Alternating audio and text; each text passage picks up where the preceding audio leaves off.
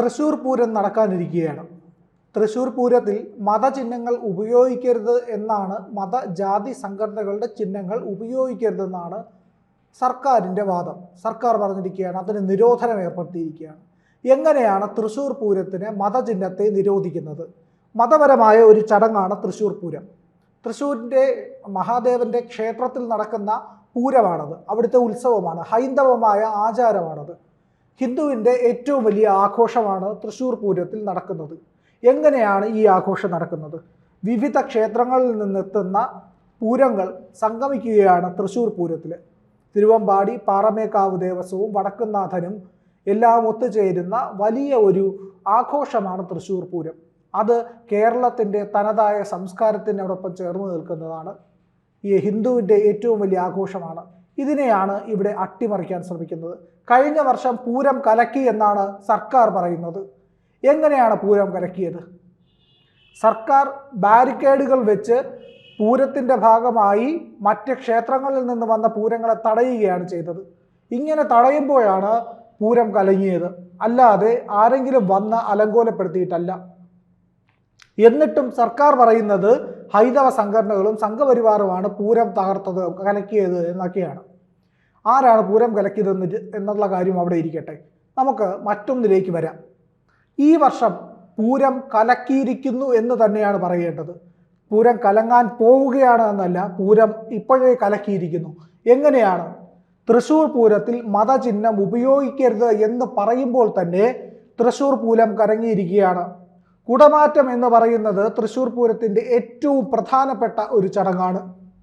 അത് ഹൈന്ദവ ബിംബങ്ങൾ, ആരാധനയുടെ ഭാഗമായിട്ടുള്ള കാര്യങ്ങൾ, ഭക്തി ആയിട്ട് ബന്ധപ്പെട്ടിട്ടുള്ള കാര്യങ്ങൾ, ഈശ്വരൻ്റെ ചിത്രങ്ങൾ, ഭഗവാന്റെ ചിത്രങ്ങൾ, അവതാര ചിഹ്നങ്ങൾ, ഇല്ലെങ്കിൽ ആ വർഷം സാംസ്കാരികമായി കേരളത്തിനോടൊപ്പം നിന്ന എന്തെങ്കിലുമൊക്കെ മതപരമായ വിശ്വാസപരമായ കാര്യങ്ങൾ, ഇതിനെയൊക്കെയാണ് കുടമാറ്റത്തിലെ ബിംബവൽക്കരിക്കുന്നത്. എന്നാൽ അത് പാടില്ല എന്ന് സർക്കാർ പറയുന്നു.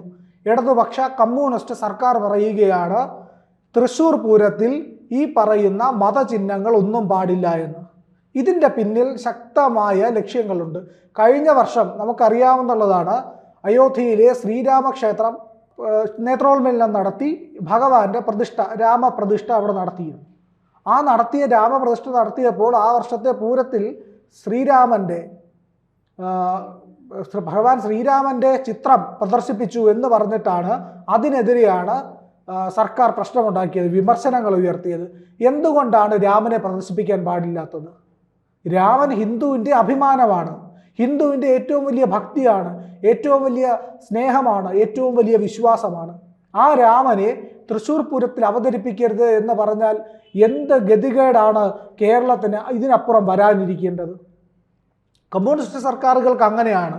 ഹൈന്ദവമായിട്ടുള്ള ഒരു ബിംബങ്ങളെ അവർ അംഗീകരിക്കില്ല, ഹിന്ദുവിനെ അംഗീകരിക്കില്ല.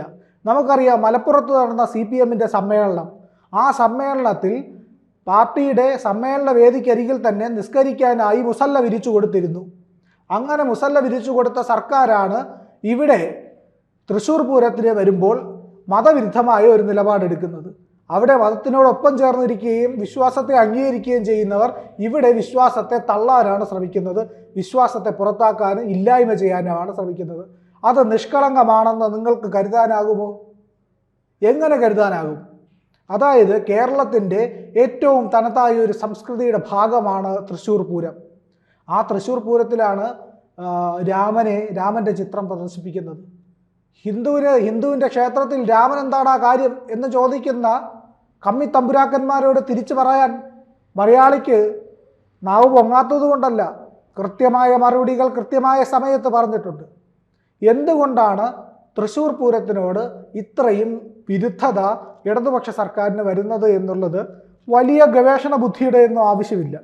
നിസ്സാരമായി ആലോചിച്ചാൽ തന്നെ മനസ്സിലാകും. ഏറ്റവും വലിയ ഹൈന്ദവമായ ഉത്സവമാണത്. ഭഗവാന്റെ ചിത്രം പോലും പ്രദർശിപ്പിക്കാൻ കഴിയില്ല മതചിഹ്നങ്ങൾ ഒഴിവാക്കണമെന്ന് പറഞ്ഞാൽ. എങ്ങനെയാണ് ദേവീദേവന്മാരുടെ തിടമ്പ് പിന്നെ തൃശ്ശൂർ പൂരത്തിലേക്ക് കൊണ്ടുവരിക? ആ തിടമ്പ് മതചിഹ്നമാണ്. ആന പോലും നമുക്ക് വിശ്വാസപരമായിട്ട് എടുക്കുകയാണെങ്കിൽ ആനയ്ക്ക് പോലും അത്രയും പ്രാധാന്യമുണ്ട്. ഗജമുഖനായ ഗണപതിയാണ് ആന എന്നുള്ള ഒരു വിശ്വാസം മലയാളിക്കുണ്ട്, മലയാളിക്കല്ല ഹിന്ദുവിനുണ്ട്. അതിൻ്റെ പ്രാധാന്യം കൂടി കൊണ്ടാണ് തൃശ്ശൂർ പൂരത്തിൽ ആനപ്പുറത്ത് ഭഗവാൻ എഴുന്നള്ളുന്നത്. ഗജം ഗണേശനാണ് എന്നാണ് പറയുന്നത്, ഗണങ്ങളുടെ ഈശ്വരൻ.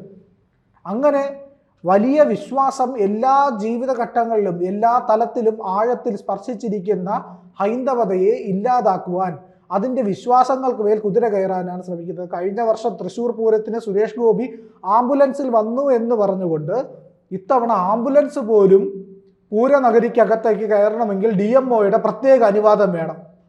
അപ്പോൾ പൂരത്തിന് വന്ന ഒരാൾ കുഴഞ്ഞു വീണാൽ അവിടെ DMOയെ വിളിച്ച് അനുവാദം ചോദിച്ച ശേഷം മാത്രമേ ഈ കുഴഞ്ഞു വീണ ആളെ എടുത്തുകൊണ്ട് ആശുപത്രിയിൽ പോകാൻ കഴിയുകയുള്ളൂ. ഒരു അപകടമുണ്ടായാൽ ഈ ആൾക്കാർ കുഴഞ്ഞു വീഴുകയോ ആൾക്കാർക്ക് അപകടം ഉണ്ടാവുകയോ ചെയ്താൽ DMO വന്ന് ഒപ്പിട്ട് കൊടുത്ത് നിങ്ങൾ ഇനി ആംബുലൻസ് എടുത്തോളൂ, ഞാൻ ഉറപ്പുവരുത്തിയിരിക്കുന്നു എന്ന് പറയാതെ രോഗിയെ പോലും, സുഖമില്ലാത്താവുന്ന ഒരാളിനെ പോലും അവിടെ നിന്ന് കൊണ്ടുപോകാൻ കഴിയില്ല. ഇത്രയേറെ ക്രൂരമായ നിലപാടുകൾ ഇടതുപക്ഷ സർക്കാർ എടുക്കുകയാണ്. പ്രത്യേകിച്ചും തൃശ്ശൂരിലെ മുൻ മന്ത്രിയായിരുന്ന സുനിൽകുമാറിന് പൂരത്തോട് വലിയ വിരുദ്ധതയാണുള്ളത്. പൂരത്തോട് മാത്രമല്ല, ഹിന്ദുവിനോടും ആ വിരുദ്ധത പലപ്പോഴും അയാളിൽ നിന്ന് പ്രകടമായിട്ടുമുണ്ട്. എന്തിനു വേണ്ടിയിട്ടാണ് ഇത്തരത്തിലുള്ള പെരുമാറ്റങ്ങൾ ഉണ്ടാകുന്നത്? കഴിഞ്ഞ വർഷം പൂരത്തെ കലക്കിയത് അവർ തന്നെയാണ്, സർക്കാർ തന്നെയാണ്. എന്നിട്ട് അത് കൊണ്ടുവന്ന ഹൈന്ദവ സംഘടനകളുടെ തലയിൽ വയ്ക്കും. സംഘപരിവാറാണ് തകർത്തതെന്ന് പറയും. എവിടെയാ സംഘപരിവാർ? സംഘപരിവാറിൻ്റെ ആരാ അവിടെ ഉണ്ടായിരുന്നത്? ഈ പൂരം വെടിക്കെട്ട് ആരാ ഇത്രയും താമസിപ്പിച്ചത്? ആരാണ് അനുമതി നിഷേധിച്ചത്? അത് സർക്കാരും പോലീസും അല്ലേ? എന്നിട്ട് എന്തുകൊണ്ടാണ് ഇതെല്ലാം ഹിന്ദുവിൻ്റെ തലയിൽ കൊണ്ടുവയ്ക്കുന്നത് എന്നുള്ളതാണ് പ്രധാനപ്പെട്ട ചോദ്യം. ഇവിടെ നമ്മൾ മനസ്സിലാക്കേണ്ടത് ഹൈന്ദവ ചിഹ്നങ്ങൾ, പ്രാഥമികമായ ഹൈന്ദവ ചിഹ്നങ്ങൾ ഒന്നും പാടില്ല തൃശ്ശൂർ പൂരത്തിന് എന്ന് പറയുന്നതിൻ്റെ രാഷ്ട്രീയം എന്തെന്നാണ്. ഒരു തരത്തിലും ആ രാഷ്ട്രീയത്തെ നമുക്ക് അംഗീകരിക്കാൻ കഴിയില്ല. ഒരു ഹിന്ദുവിനും അതിനോട് പൊരുത്തപ്പെടാൻ കഴിയില്ല. ഹിന്ദുവിൻ്റെ ഏത് വിശ്വാസത്തിന് മേലും കുതിര കയറാം എന്നുള്ളതാണ് ഇവരുടെയൊക്കെ ധാരണ. ഹിന്ദുവിനെതിരെ എന്ത് ചെയ്താലും യാതൊരു കുഴപ്പവുമില്ല, ഹിന്ദു സഹിച്ചുകൊള്ളും, ഹിന്ദു പ്രതികരിക്കില്ല എന്ന ഒരു അഹങ്കാരത്തിൻ്റെ അടിസ്ഥാനത്തിലാണ് ഈ സർക്കാർ ഇങ്ങനെ ചെയ്യുന്നത്. നോക്കൂ, ഇവരെന്തുകൊണ്ടാണ് ഇങ്ങനെ ചെയ്യുന്നത്? തിരിച്ചു ചോദിക്കില്ല എന്ന് ഉറപ്പുള്ളത് കൊണ്ടല്ലേ? ഒരിക്കലും ആരും തിരിച്ചൊന്നും പറയില്ല. അതിനെന്താണ് കാരണം? ഇവിടെ ഹിന്ദു ഐക്യപ്പെട്ടിട്ടില്ല എന്നുള്ളത് കൊണ്ടാണ്. ഒന്നിച്ചു നിൽക്കാതെ തങ്ങളുടെ സ്വത്വത്തെ ആക്രമിക്കുന്ന ആർക്കെതിരെയും കൃത്യമായി പ്രതിരോധം തീർക്കാൻ കഴിയാതെ പോകുന്നത് കൊണ്ടാണ് ഇത്തരത്തിലുള്ള ആക്രമണങ്ങൾ ഉണ്ടാകുന്നത്. അതിൽ പ്രധാനപ്പെട്ട ഒരു കാര്യം നമ്മൾ ചിന്തിക്കേണ്ടത്, കമ്മ്യൂണിസ്റ്റുകൾക്ക് കാലങ്ങളായി ഹിന്ദു വിരോധം കൂടപ്പിറപ്പാണ്. അവർക്ക് ഹിന്ദു ദേശീയത, ഹിന്ദുവിൻ്റെ രാജ്യസ്നേഹം, ഇത്തരം കാര്യങ്ങളിലെല്ലാം. അപ്പം നമുക്കറിയാം, പഹൽഗാമിലെ ആക്രമണം ഉണ്ടായപ്പോൾ പോലും അയ്യോ അത് കാശ്മീരിലെ 370 റദ്ദാക്കിയത് കൊണ്ടുള്ള ഒരു ചെറിയ പ്രതികരണമാണ്, നിങ്ങളതിനെ ഇങ്ങനെയൊന്നും കാണരുതെന്നാണ് അവർ പറയുന്നത്. ഭീകരാക്രമണത്തെ അപലപിക്കാനോ ഭീകരരെ അമർച്ച ചെയ്യാനോ അല്ല ഇവർ പ്രേരിപ്പിക്കുന്നത്. ഇവർ പകരം ഭീകരതയ്ക്ക് കുടപിടിക്കുകയാണ്. അതേ നിലപാട് തന്നെയാണ് കേരളത്തിൽ ഹിന്ദുവിനെതിരെ ഇവരെടുക്കുന്നത്. മതചിഹ്നങ്ങൾ പാടില്ല, ഹിന്ദുവിൻ്റെ മതചിഹ്നങ്ങൾ പാടില്ല, ബാക്കിയെല്ലാം അവർക്കാകാം. പാലസ്തീൻ ഐക്യദാർഢ്യം പ്രഖ്യാപിച്ച് മുസ്ലിങ്ങൾ ധരിക്കുന്ന ഷോൾ ധരിച്ചുകൊണ്ട് പാർട്ടി സമ്മേളനത്തിൽ ഇരുന്ന് ഒരു മതചിഹ്നത്തെ എടുത്ത് അണിയുന്നവരാണ് ഈ പറയുന്നത് ഹിന്ദുവിൻ്റെ ക്ഷേത്രകാര്യത്തിൽ മതപരമായ ഒന്നും പാടില്ല. ഇതിനപ്പുറം പൂരം എങ്ങനെയാണ് അട്ടിമറിക്കേണ്ടത്?